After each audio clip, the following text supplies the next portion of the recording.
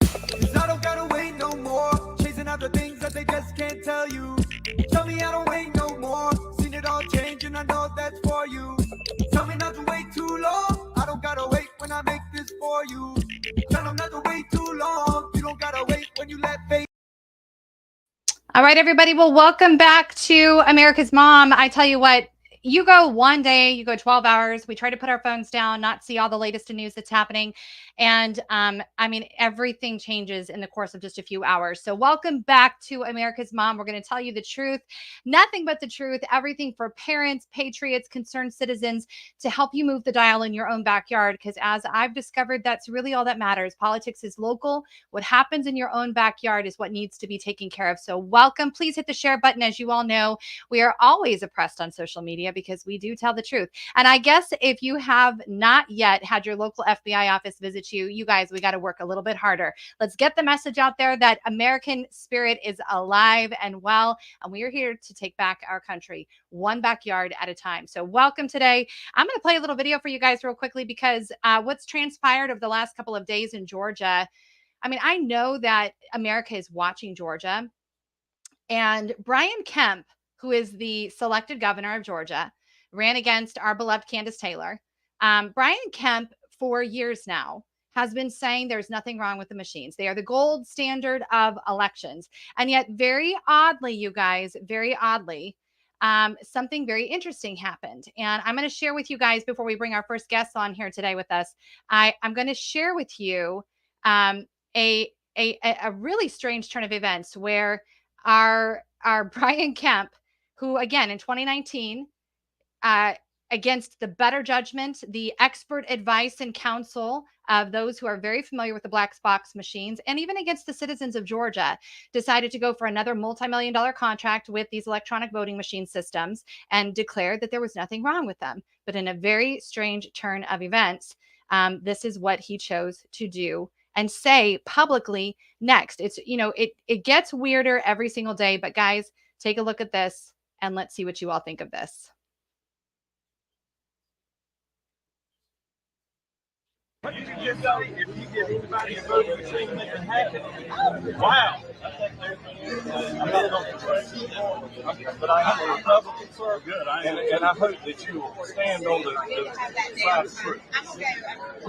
I am standing on the side of truth and winning elections, because that's what matters. Grady County boy here, Field Cersei. Hey, Grace, good to see you. How you doing? Thanks for videoing. Yeah. We want to keep it on the record. That's good. We need transparency in our elections. We don't have transparency now. Volunteer to be a poll worker. We got a secret box. It's a secret box. No, it is. I'm sure you did. Wow. And I'll just read this. Travis Tritt put out a tweet, actually, or a truth.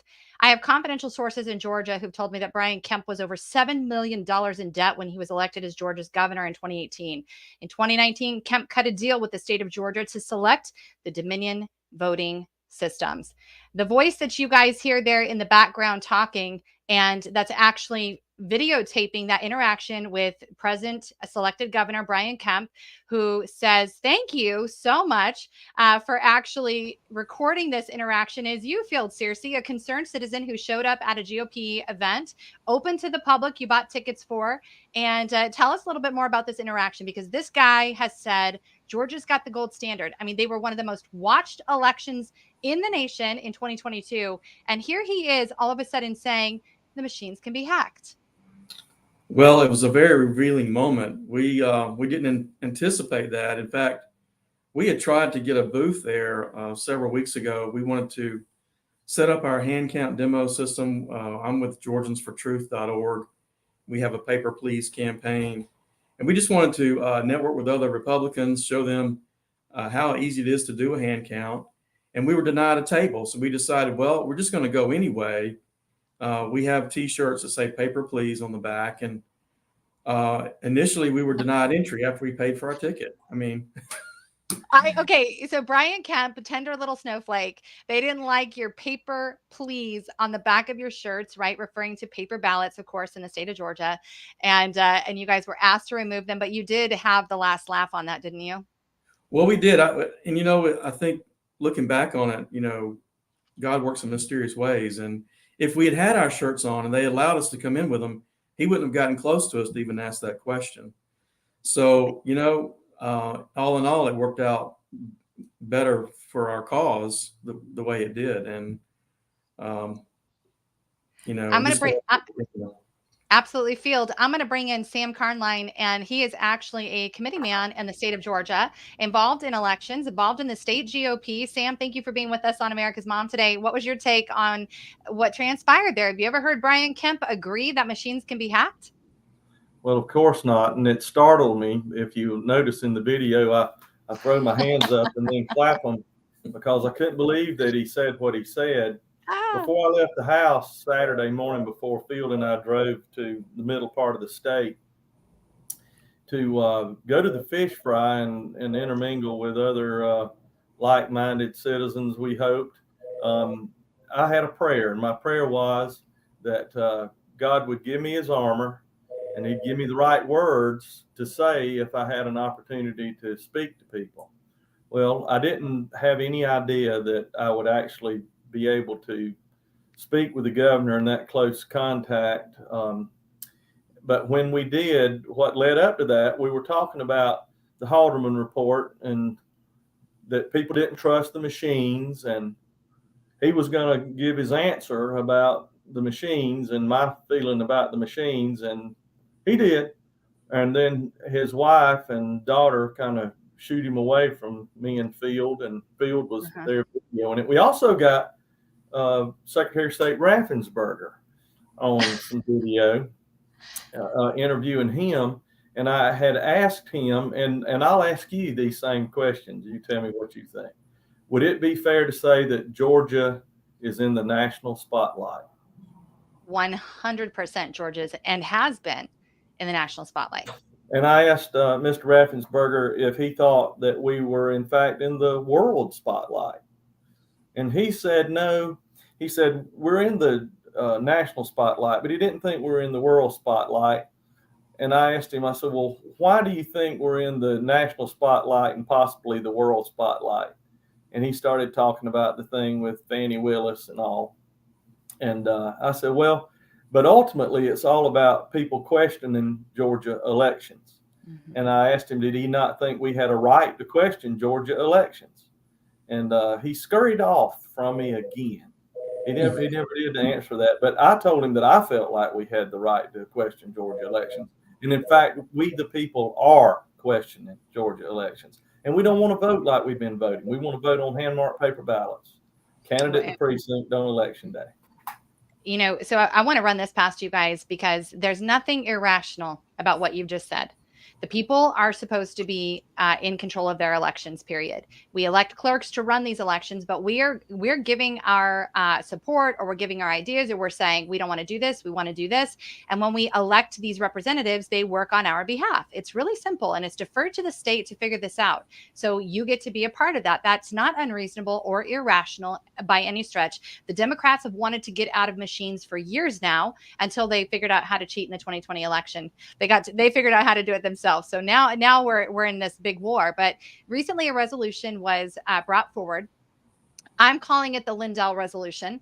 It's the Lindell election resolution. And basically it's calling for exactly what you just said, for the RNC members and GOP leadership to get out of the way of citizens, of conservatives, Republicans, stepping up to say, we want the ultimate secure elections, which are paper ballot, hand count, you said it, precinct level, voter ID, one day only voting. Do you guys think that's extreme? And can that resolution help you there in Georgia with people like Raffensperger and Kemp?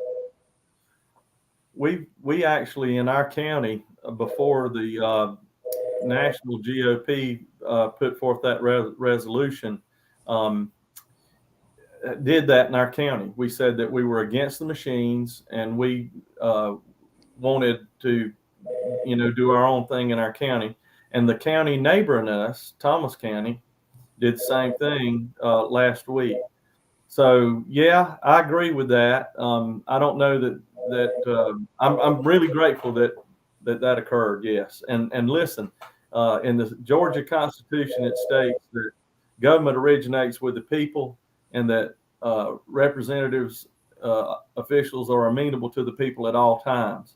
And our elected representatives, such as our state representatives and our state senators and our secretary of state and our governor, don't seem to understand that we, the people, have the right to question and to talk to them about it. Mm-hmm. In fact, we every time we have our volunteers and ourselves as well ask our state representative or state senator, and they say, well, leadership doesn't want to do that. Leadership doesn't want to have a special session. Leadership doesn't want to make a change. So they're all pointing back to leadership. But what I want to know is, when are they going to stand up courageously and say, what do my people want? Right. That's what we elect them to do. And if they're not going to do that, we're just going to have to run against them. Mm-hmm. Too many deals being made in back alleys with the quote leadership. And I don't know when we decided to give them the title of leader, by the way. These people are representatives of their constituents, servant representatives. Exactly right. So where is this leader word coming from? I think what you guys have done is pretty awesome. I wanted to just demonstrate. I'm from the Midwest. I'm from Colorado. We're not near as polite as you guys. This is my choice of shirt just for you guys today. Nobody cares. Work harder. You guys had a paper, please. This would be so outrageous for you guys. Oh, there's your shirt right there. I love it. I love it. Here's what you guys are doing. You don't complain. You don't whine. You just work harder. And I love what you guys are doing. This is what it takes. And this is what it's going to continue to take. Has there been any, I understand you guys are waiting for a hurricane to hit just in time, Brian Kemp, I want to say, but we're not going to let this story die because he publicly admitted that the machines can be hacked. And so I wonder, just from your personal perspective also, how does that affect the claim, President Trump claimed that the elections were stolen in Georgia via machines and every other way. How does that? Is he going to defend President Trump? Is he coming on the stand to be a witness for President Trump? In my opinion, that little clip says, it says it all. And, since, just in the last few weeks of some other good things have happened in Georgia besides just Governor Kemp, stating the truth, which I don't know happens a lot, but it did last Saturday at the fish fry. But we've had a couple other good things happen.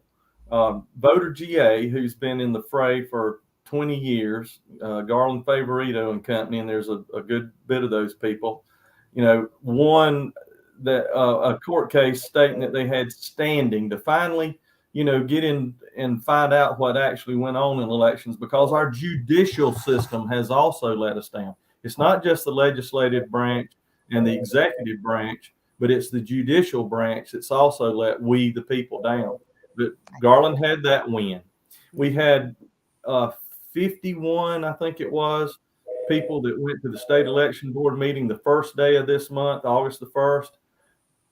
And we spoke for 2-minute clips apiece and brought truth to that. And I don't know where it has any bearing on it or not, but in the last few days, it's Judge Duffy, who was the chairman of the state election board, has stepped down, has resigned. Very good. And so there's a few things that are going on that are getting some traction with this little grassroots movement that Field and I are involved in.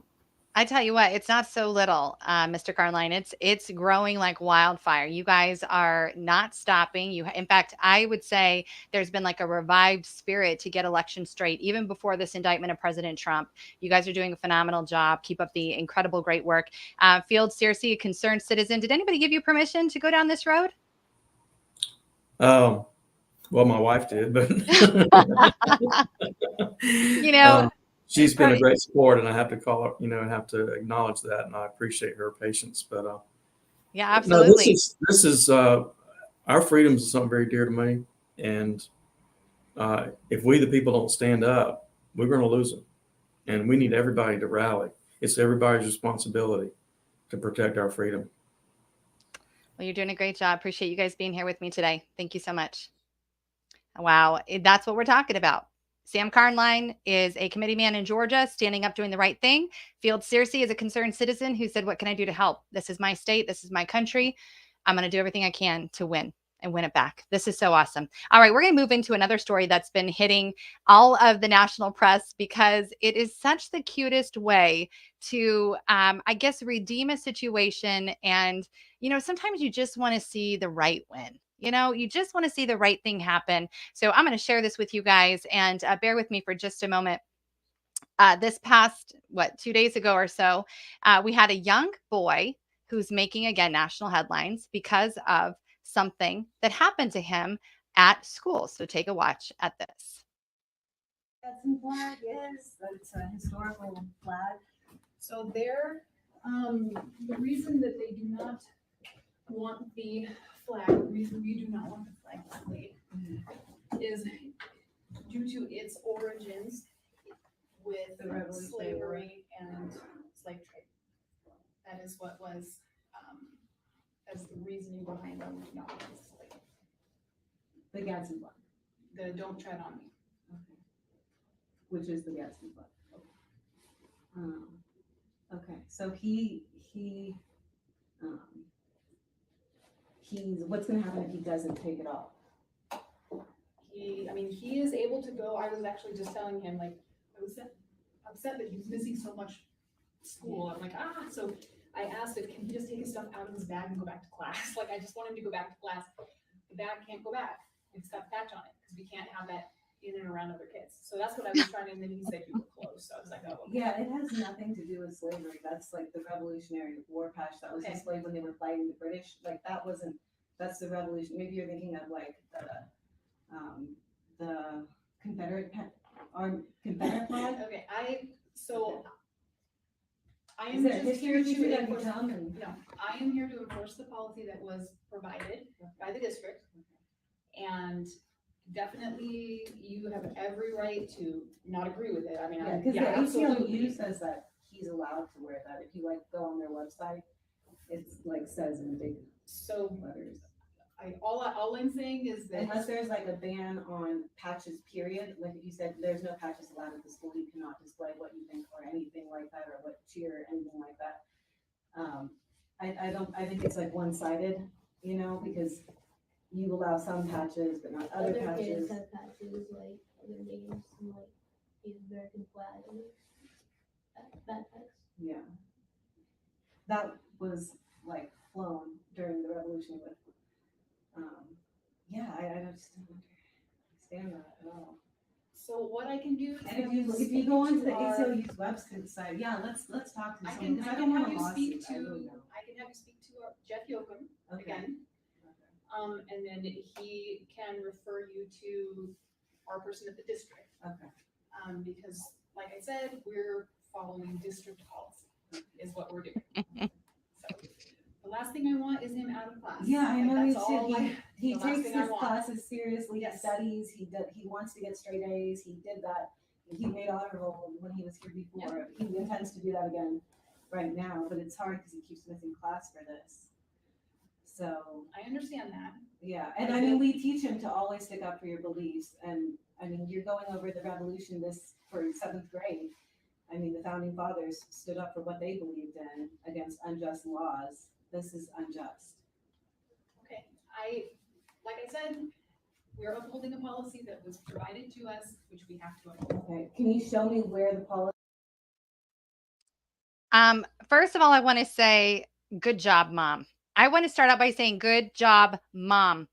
That mother has prepared her child to give a defense for his beliefs. And if you're going to have your children in public or charter or private schools, you have to have equipped them with the truth and a backbone of steel. That young man is definitely to be applauded because he did not cave in. He's obviously resolute in what he believes in. And that clearly has come from his mother being able to soundly explain, and probably his father, why we do what we do. And my understanding, I will say this before I go on, the school has offered a statement now. This is actually a charter school. It wasn't just a public school. And the school has now offered a statement saying that upon an emergency board meeting, they came together and said, we support people being able to show their love of country through the use of the Gadsden flag, and there will be no further issues, basically, is what the statement said.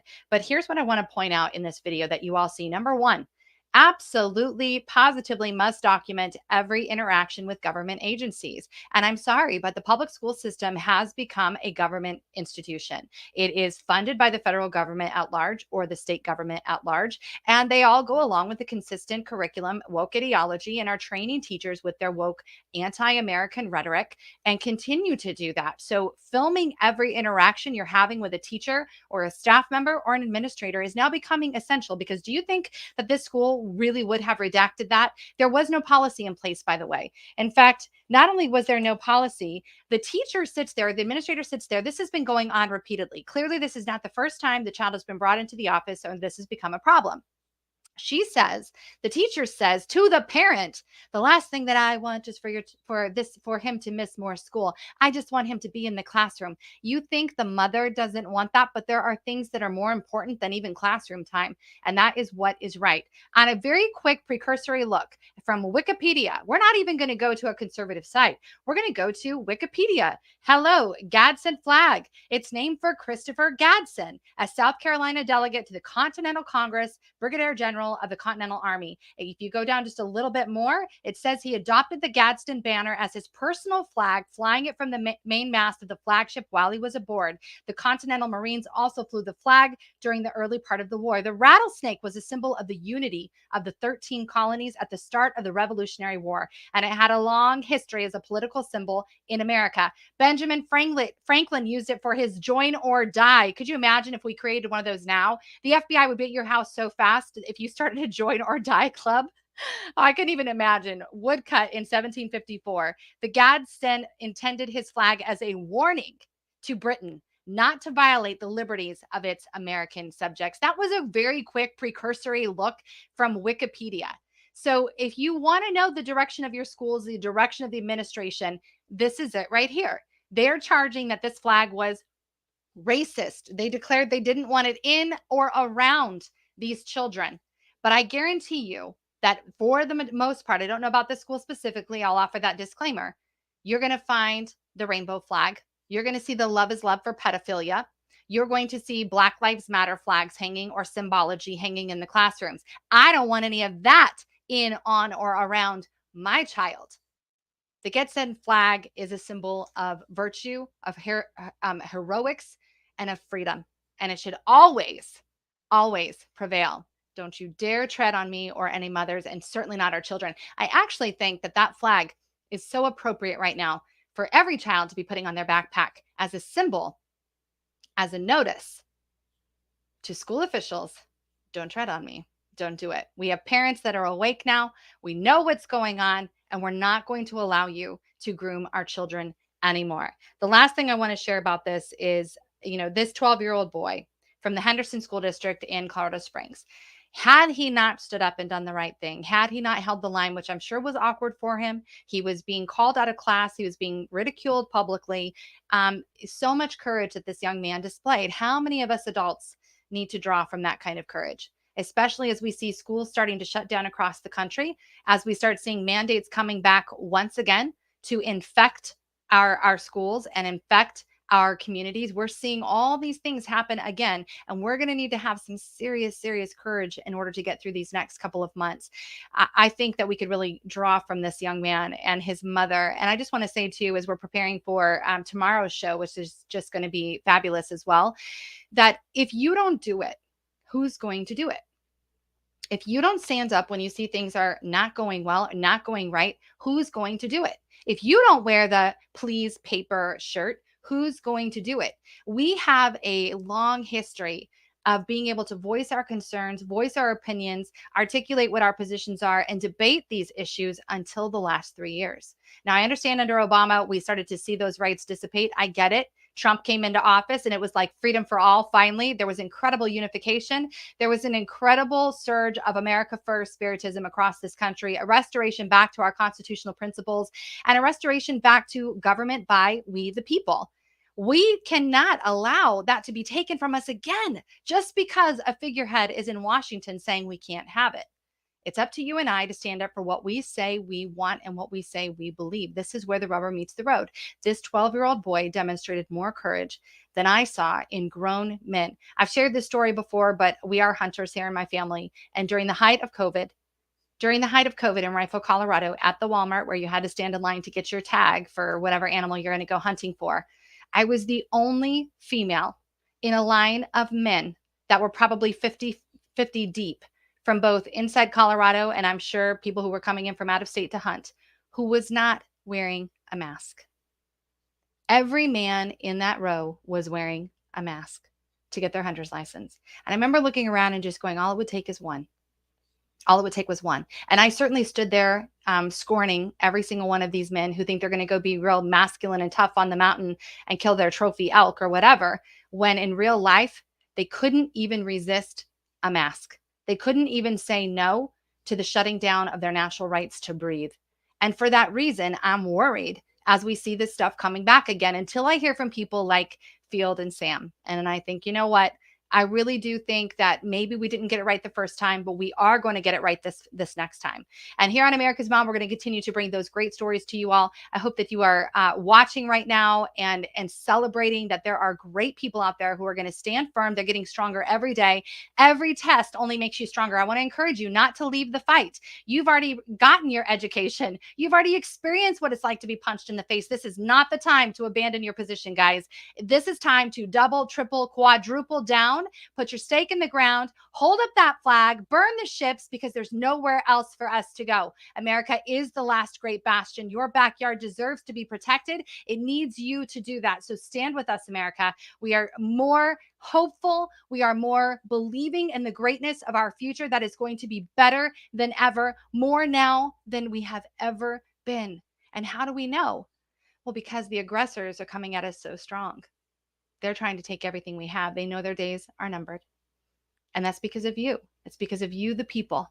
You're standing up. You're doing what's necessary. You're doing what the founders hoped and believed that you would do. America is ours. It belongs to us. And our children belong to us. No matter what virtue signaling comes over your child, I have encouraged people from day one to take your children out of these schools. Unless if you can be a mother like we just observed, who has empowered her child, you know they're ready to make the stand, and you know that you're going to have a voice in that community. Otherwise, friends, I think it's just about time we do the right thing by this next generation. I want to thank you all for being with us today on America's Mom. It's every day is going to be unique and different, and I'm so grateful and so blessed that all of you are joining us. I want to remind you that our show today is brought to us by no organization better for the American spirit, for coming against woke Walmarts and transing Targets, and that is Patriot Switch. You can go to patriotswitch.com, use the code MOM, and go start moving your spending. I want to be really clear. This is not an additional bill in your life. Stop buying products from woke organizations that don't support you and are actively targeting our children and trying to destroy our future. Globalists at the helm who just want to make more money off of you and I and the basic everyday things that we need to have. There is an option. There is a real choice. Instead of buying at Walmart, come and join us in this movement, Patriot Switch. It is the American first, American manufacturing, American worker supporting company you've been looking for. It's time to get on this train, you guys. It's America first. Stop spending your money with these woke corporations and join us here to support this great country. This is the only way. The biggest way we're going to finally take back our country is to strip these foreign entities who do not support us, who are actively right now working against us in the financial sector, creating a whole new avenue, a whole new money system that we're not a part of, just to demote and demoralize America. But we know better, right? We know that we will prevail. Stand up with us. Join this incredible movement. This is our mission, to support America first, put American workers back on the important dial again, and make sure that we are not giving our money to entities that hate us and are seeking our demise. Thank you guys for being with us on America's Mom. Remember, patriotswitch.com/mom. Can't wait to see you all back here again. America's Mom website is almost done. As soon as it is, you guys, we're going to be sending you there to sign up. We'll be doing live broadcasts there and a lot more interaction. We are just about ready for our mommy only panels. Can't wait. Thank you guys for joining us again today. We will see you back here again on America's Mom tomorrow, 2 p.m. Central Time sharp.